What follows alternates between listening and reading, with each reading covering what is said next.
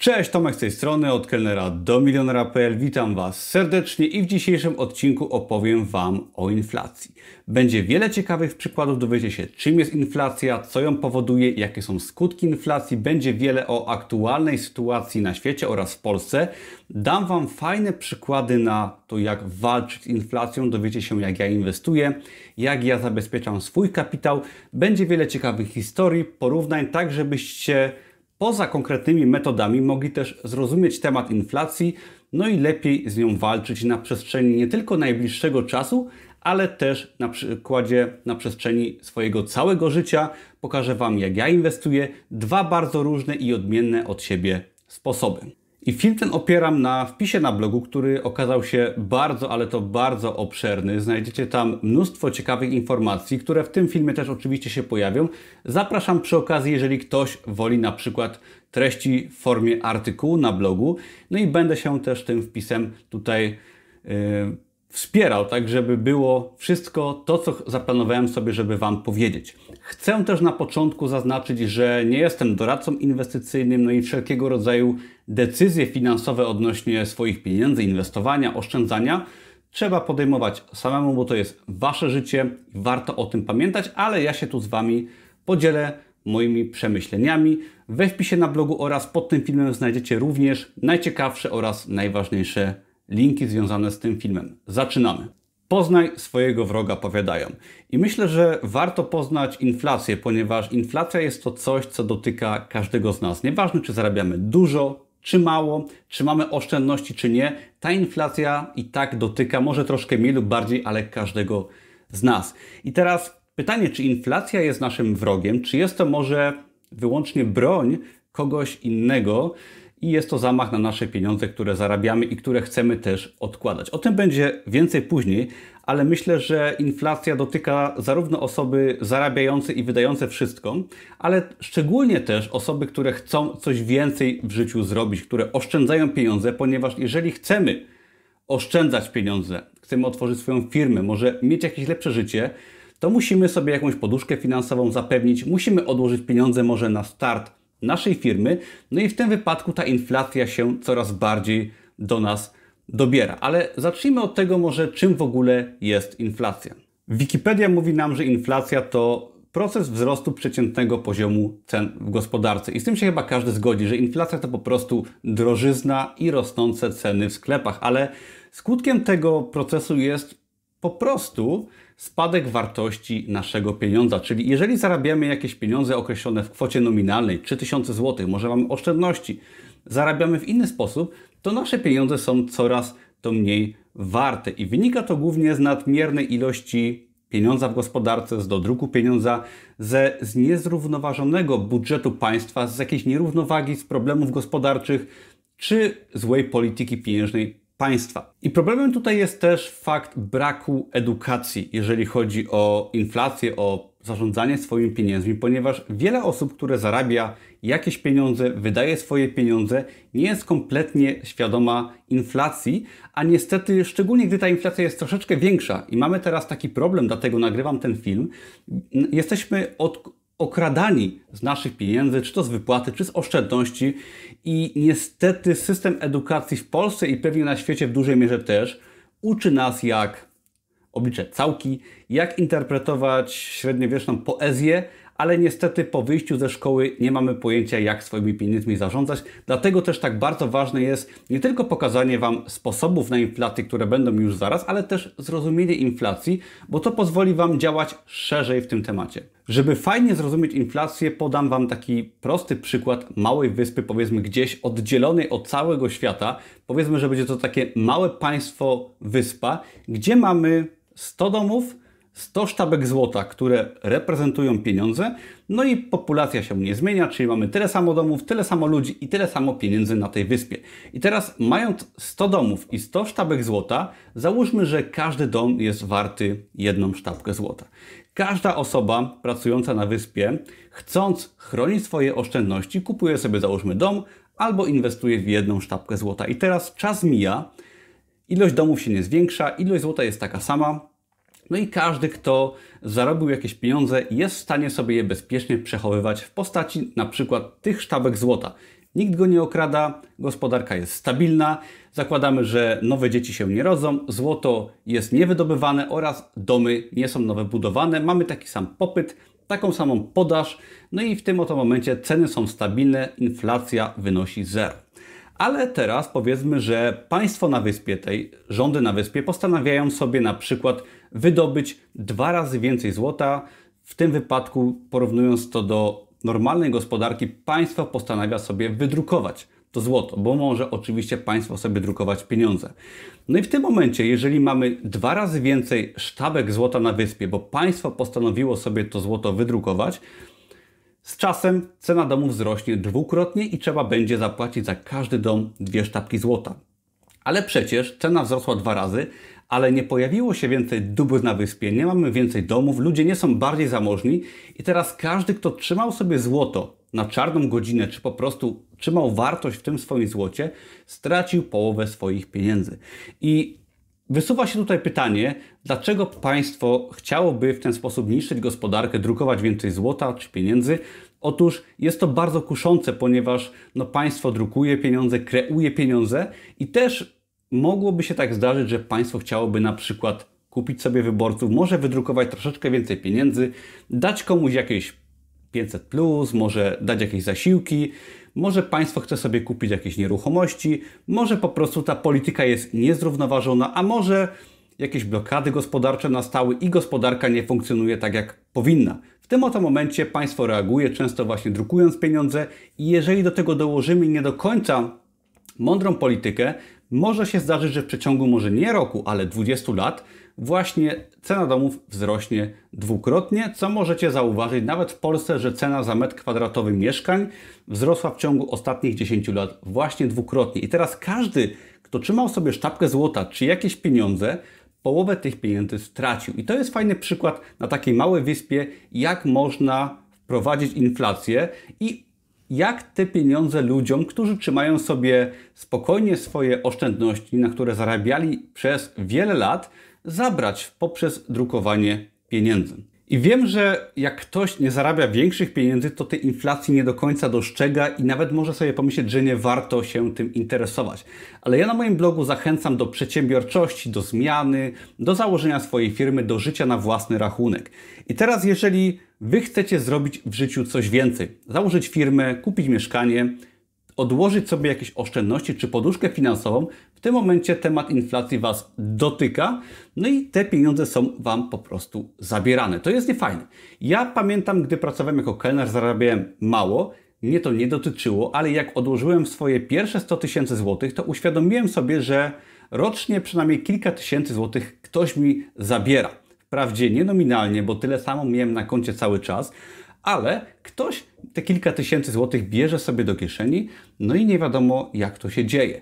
Jak rok temu pamiętam na koncie miałem 300 000 złotych, ponieważ udało mi się dzięki mojej przedsiębiorczości odłożyć o wiele więcej pieniędzy, to okazało się, że przy inflacji wynoszącej powiedzmy 5%, bo tak szacowano już wtedy, ktoś zabiera mi rocznie 15 000 złotych, a 15 000 złotych to już jest kwota, na którą ja sobie zdecydowanie nie mogę pozwolić, ponieważ nie chcę, żeby ktoś zabierał moje ciężko zarobione pieniądze poprzez drukowanie tych pieniędzy i złe prowadzenie gospodarki może jakiegoś państwa i po prostu nie lubię być okradany. Także myślę, że warto sobie to na tych przykładach uświadomić, ale nawet jeżeli ktoś posiada stały dochód, emeryturę, może jakąś pracę na etacie, to wciąż wzrost cen jest zazwyczaj szybszy niż zwiększanie tych wynagrodzeń czy emerytur w postaci waloryzacji i takie osoby też są przecież okradane. Zanim przejdziemy dalej, warto sobie jeszcze wspomnieć o przyczynach inflacji.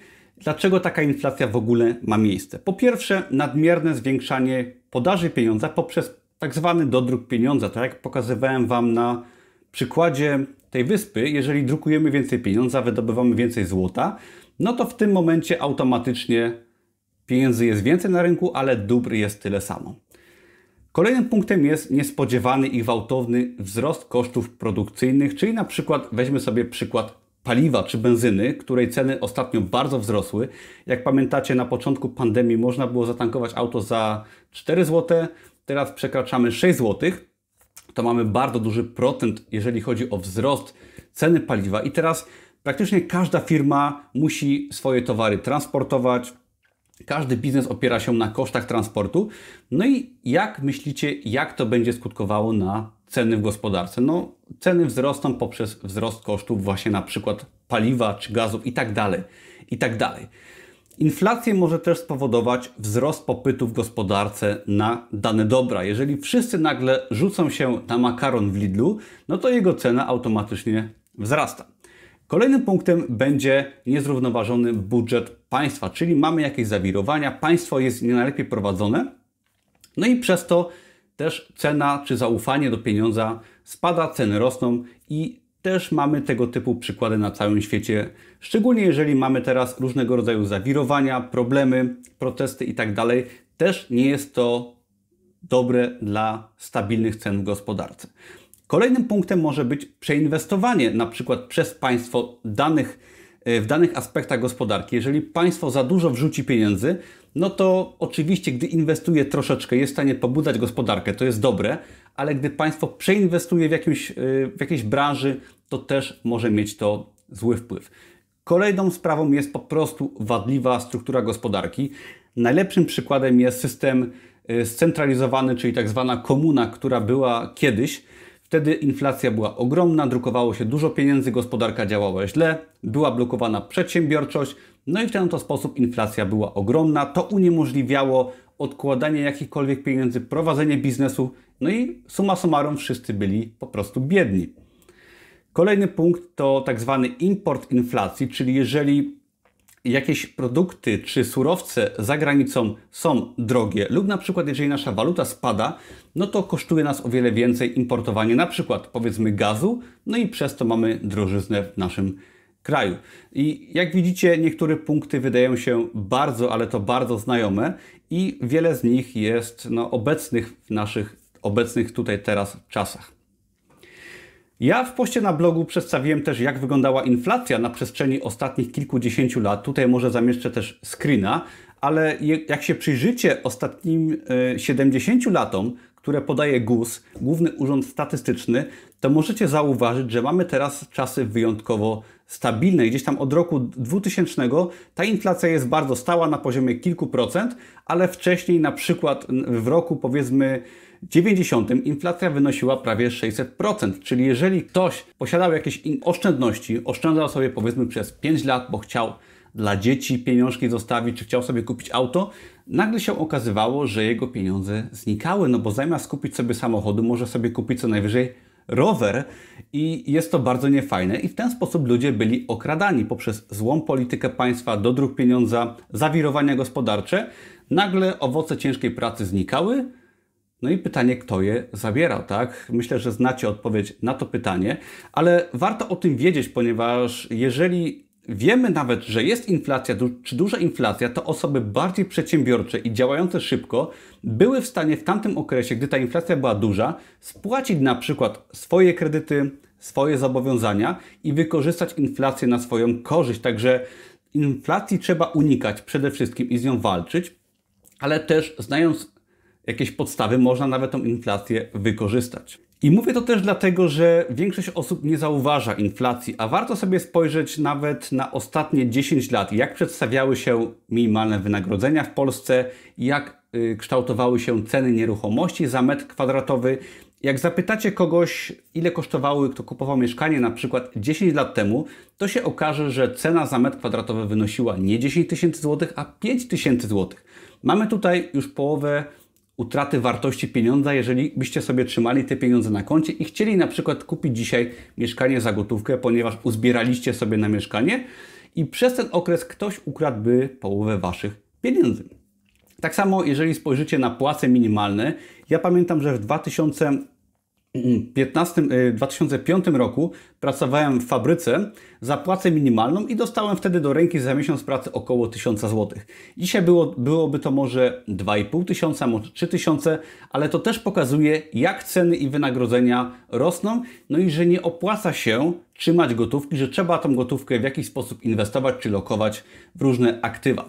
Dlaczego jest tak, że jedni mogą pieniądze drukować, a inni muszą na te pieniądze ciężko pracować? No niestety życie jest nie fair. Ja o tym mówiłem w jednym z moich ostatnich filmów i warto sobie zdać sprawę, że inflacja była, jest i będzie. I nawet jeżeli będzie ona na poziomie tych 2,5%, co jest celem inflacyjnym chyba, w Polsce na pewno jest taki cel inflacyjny, na świecie pewnie jest podobnie, to państwom zależy, żebyśmy jednak te pieniądze wydawali, żebyśmy nie trzymali ich w skarpecie i żebyśmy płacili podatki, żebyśmy pracowali, żeby to się wszystko kręciło, ponieważ wtedy będą większe podatki i tak dalej, i tak dalej. No niestety tak jest i warto sobie z tego zdać sprawę i wykorzystać to, jak mówiłem wcześniej, może na swoją korzyść oraz mądrze zainwestować. Jesteśmy zmuszeni do nietrzymania pieniędzy, ponieważ one tracą na wartości, ale do robienia czegoś z tymi pieniędzmi. I jest to oczywiście w pewnym sensie jakimś stymulantem gospodarki.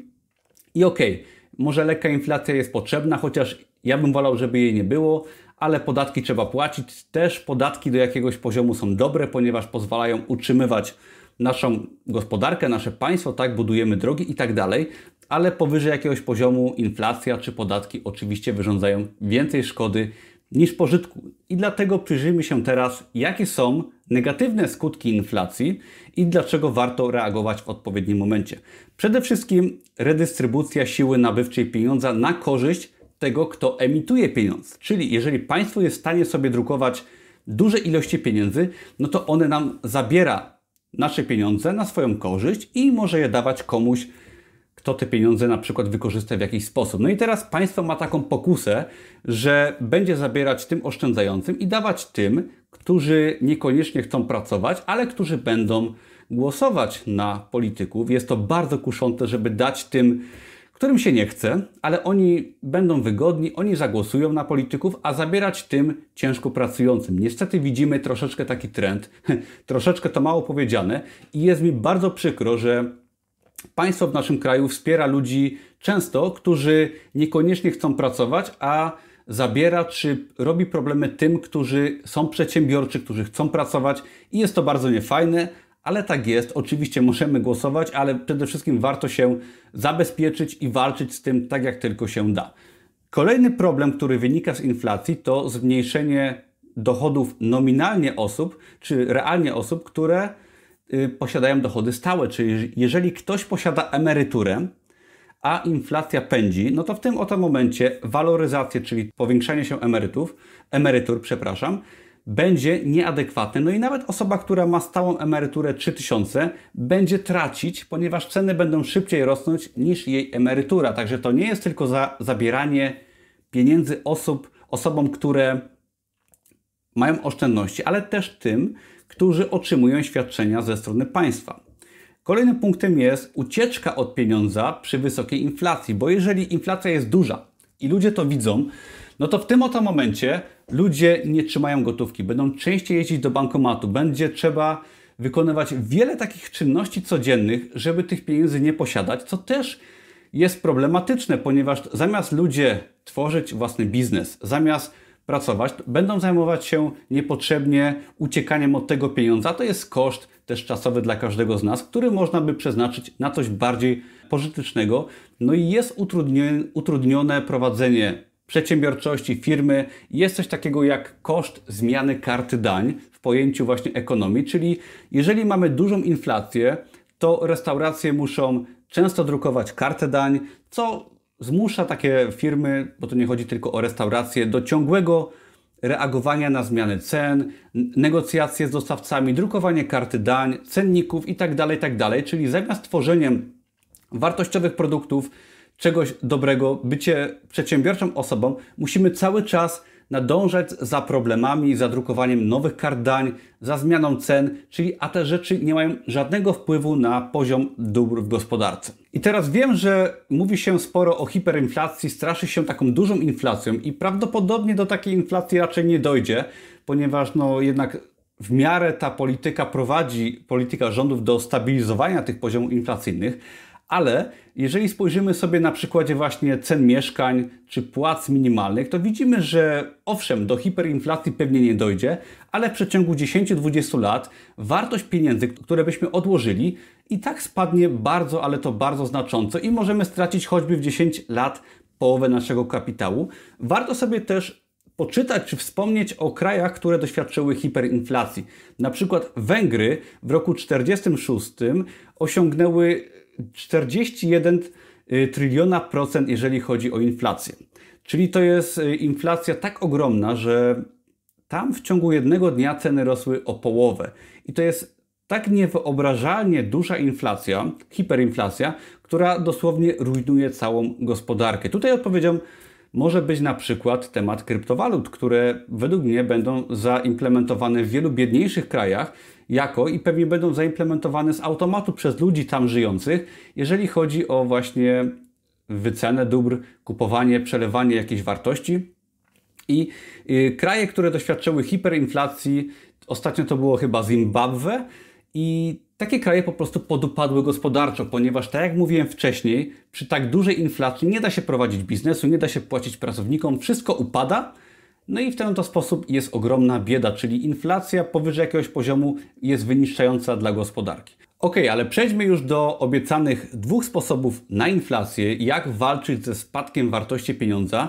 Pokażę Wam tutaj 2, powiedziałbym, dość przeciwstawne sobie sposoby, które może stosować każdy z nas i nie będzie to kupowanie obligacji, czy akcji na giełdzie, czy inwestowanie w złoto, ale 2 takie bardzo różne, ale bardzo dla każdego i praktyczne sposoby, które może stosować każdy. I teraz ja jestem osobą, która zarabia troszeczkę więcej niż może przeciętna osoba na etacie, ponieważ jestem przedsiębiorczy, posiadam własną firmę, do tego też Was zachęcam, ale to pozwoliło mi właśnie jakoś starać się zabezpieczać moje środki, ale te metody będą dla każdego, kto nawet ma małe środki, które chce chronić przed inflacją, także zaczynamy. Pierwszym sposobem jest inwestowanie w nieruchomości, ale nie jest to takie inwestowanie w nieruchomości, jak może się Wam wydawać, że kupuję mieszkania na kredyt i potem je wynajmuję, które mi się spłacają może za 30 lat. Owszem, jest to jakaś opcja, ale ja wychodzę z założenia, że przede wszystkim warto inwestować w pierwszą własną nieruchomość. I pamiętam, że w książce Najbogatszy człowiek w Babilonie, jako jeden z podpunktów budowania swojego bogactwa, było właśnie zakup swojej pierwszej nieruchomości do mieszkania. I teraz ja posiadam jedną nieruchomość, w której obecnie teraz nagrywam. Jest to nieruchomość, którą spłaciłem całkowicie. Jest ona warta około $500 000. Był nawet o niej film kiedyś na moim kanale. Oraz posiadam drugie mieszkanie większe, które kupiłem w 70% przy pomocy kredytu hipotecznego, 30% wkładu własnego i tam posiadam kredyt hipoteczny. I teraz o co chodzi? Jeżeli chcecie regularnie nadwyżki swoje budżetowe w swoim budżecie domowym inwestować w coś, co będzie Was chronić przed inflacją, to warto to robić właśnie we własne mieszkanie. Ale, czy na przykład może być też dom, ale jeżeli możecie powiedzieć, hej Tomek, przecież mnie nie stać, żeby kupić sobie własnego domu czy własnego mieszkania, ja muszę wynajmować. Otóż jestem zdania, że każdy może sobie odłożyć jakiś tam wkład własny i kupić powiedzmy swoje mieszkanie dzięki kredytowi hipotecznemu. I teraz każdy praktycznie kredyt hipoteczny w obecnych czasach posiada taką opcję jak możliwość nadpłaty kapitału, tak? Nadpłaty kredytu hipotecznego. I teraz jeżeli powiedzmy weźmiecie sobie 300 000 złotych kredytu hipotecznego i włożycie 100 000 złotych na start. Ok, macie 300 000 złotych do spłaty i teraz możecie sobie powiedzmy w każdym miesiącu czy w dowolnym okresie nadpłacać ten kredyt hipoteczny o 100 zł, o 500 zł, o 1000 zł, w zależności od tego, ile macie nadwyżki budżetowej we własnym budżecie. I dzięki temu możecie regularnie inwestować w swoje mieszkanie. Nieważne, czy jest to właśnie choćby te 100 zł miesięcznie więcej, ale zamiast oszczędzać swoje pieniądze na lokacie bankowej, na rachunku bankowym, jesteście w stanie sobie cały czas wkładać choćby przez następne 10 lat małe kwoty we własną nieruchomość. Przez to Wasza rata będzie oczywiście maleć, bo jeżeli sobie nadpłacicie kredyt hipoteczny w banku, robi się to bardzo łatwo poprzez bankowość online, chyba w każdym banku już. Dzięki temu możecie po prostu cały czas wszelkie nadwyżki wrzucać w swoją nieruchomość. Nie musicie inwestować w nieruchomości na wynajem, w nie wiadomo co, na czym się też nie znacie. Możecie po prostu inwestować we własne mieszkanie i z czasem spłacić swój kredyt hipoteczny wcześniej. Moje mieszkanie w ciągu 3 lat zyskało około 20% na swojej wartości. Kupiłem je za 300 000 złotych, zainwestowałem w wykończenie tego mieszkania około 100 000 złotych. Obecnie mieszkanie jest warte około $500 000, daje to jakieś 20%, jeżeli chciałbym je sprzedać. Oczywiście nie chcę go sprzedawać, ale chcę Wam pokazać, że nawet jeżeli macie malutkie mieszkanie w kredycie, to możecie je nadpłacać, a jeżeli nawet je spłacicie wcześniej, to wtedy możecie już sobie kupić kolejne mieszkanie i na przykład je wynajmować i tam lokować nadwyżki budżetowe w swoim kapitale, w swoim budżecie domowym i dzięki temu możecie mieć 1, 2, 3 mieszkania. Nie musicie mieć wcale na koncie 200 000 czy większej ilości gotówki, żeby inwestować w nieruchomości.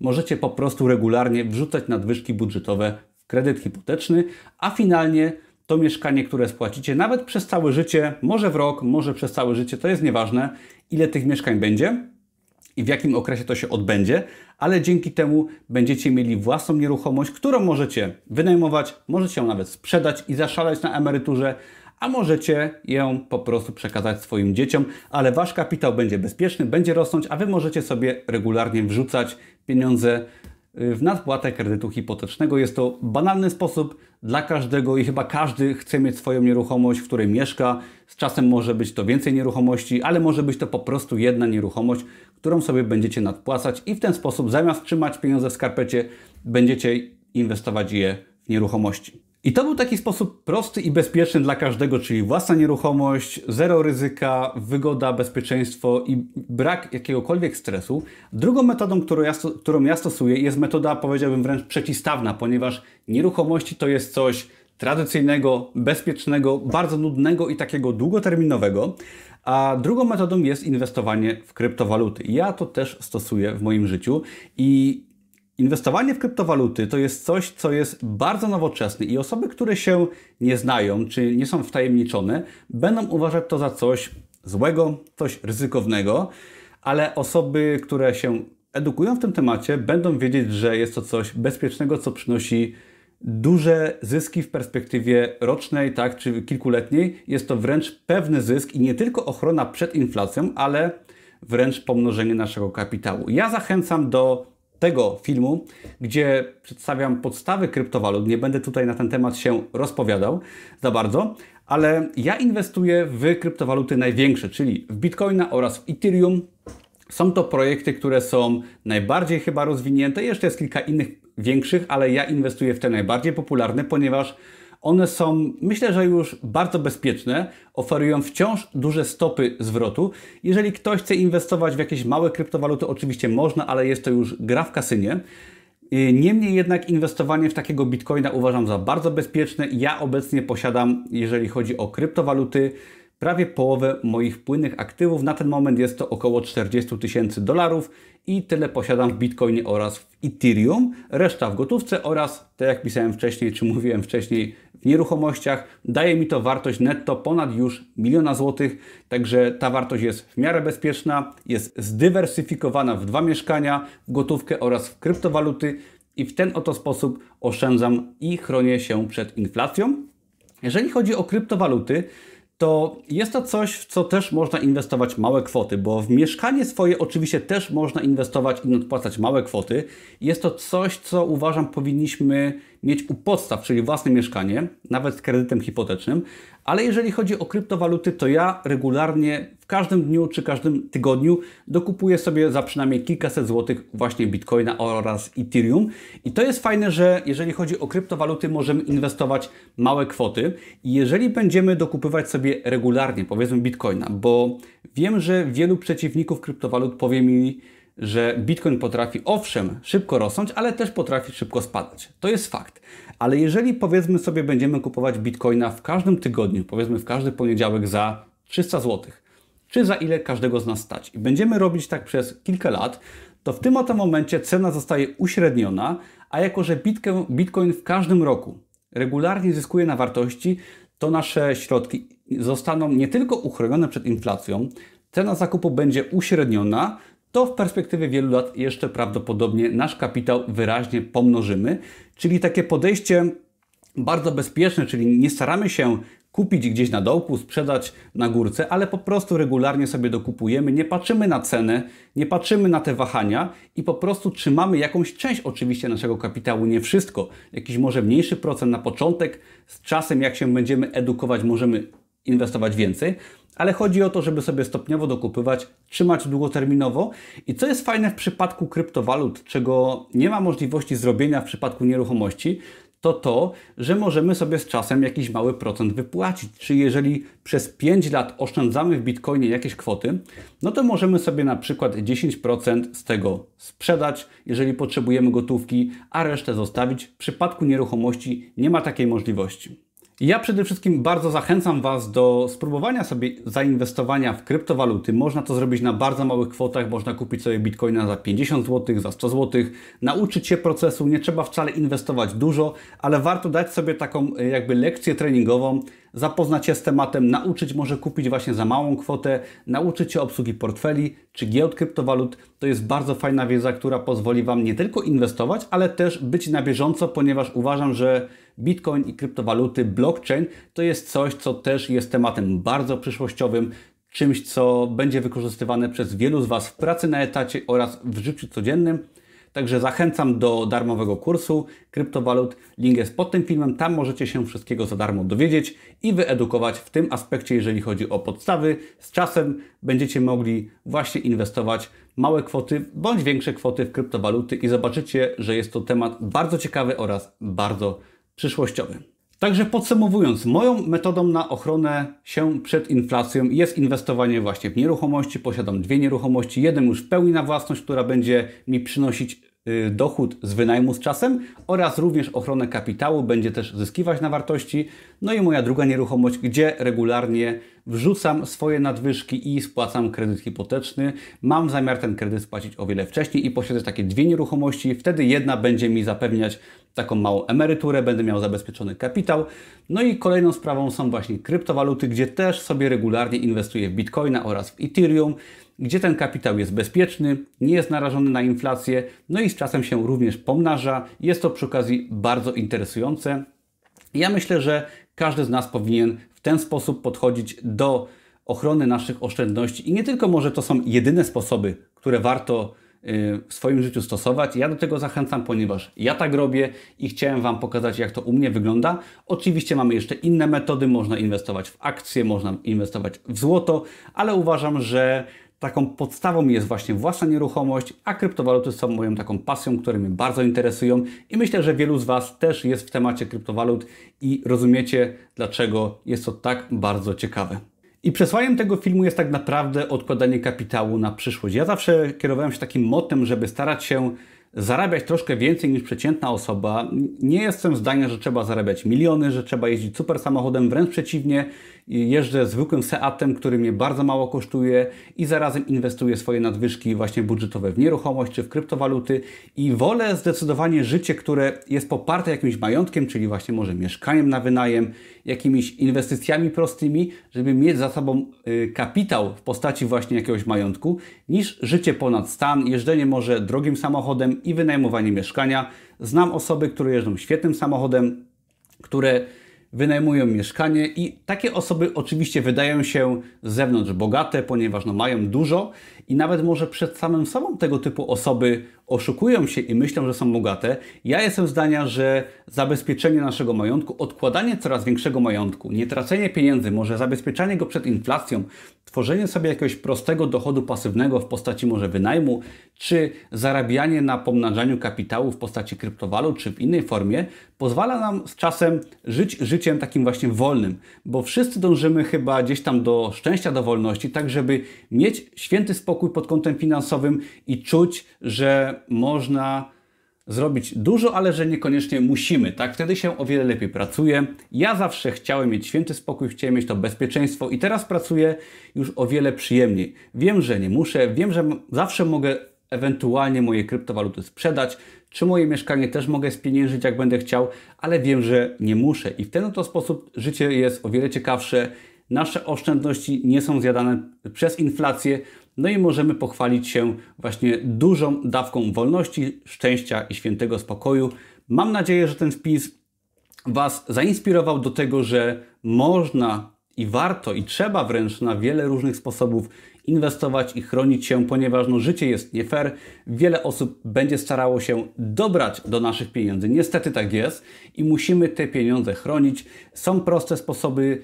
Można to naprawdę łatwo zrobić. Wystarczy być osobą systematyczną, bo te sposoby, które Wam pokazałem, nie są wcale trudne technicznie. One wymagają tak naprawdę troszeczkę systematyczności i jest to takie bardzo nudne oszczędzanie. Tak? Jeżeli kupujemy sobie nieruchomość, trzeba przez te parę lat odłożyć na wkład własny. Potem, gdy weźmiemy sobie kredyt, kupimy sobie może swoje mieszkanie czy dom, trzeba po prostu starać się zarabiać troszeczkę więcej, nadpłacać sobie, ale ten kredyt i dzięki temu możemy naszą wartość netto powiększać. Tak samo jeżeli chodzi na przykład o inwestowanie w kryptowaluty czy w inne aktywa, trzeba regularnie, mądrze inwestować, starać się zarabiać więcej i powiększać sobie tą poduszkę w postaci jakiegoś kapitału i dzięki temu przez, uważam, 10 lat każdy z nas jest w stanie sobie odłożyć taką poduszkę bezpieczeństwa w postaci właśnie może mieszkania, może kryptowalut, może czegoś innego i dzięki temu stać się wolnym człowiekiem, a o tym właśnie jest mój blog, o zdobywaniu wolności, o byciu osobą bardziej odważną, przedsiębiorczą, tak żeby przeżyć to życie na własnych zasadach. Wielkie dzięki za oglądanie, mam nadzieję, że ten film Wam się spodobał. Jeżeli tak, to subskrybujcie, oglądajcie inne moje filmy na kanale i zapiszcie się na darmowy kurs Amazona i biznesu online oraz na darmowy kurs kryptowalut. Wszelkie linki pod tym filmem. Dzięki, na razie, cześć!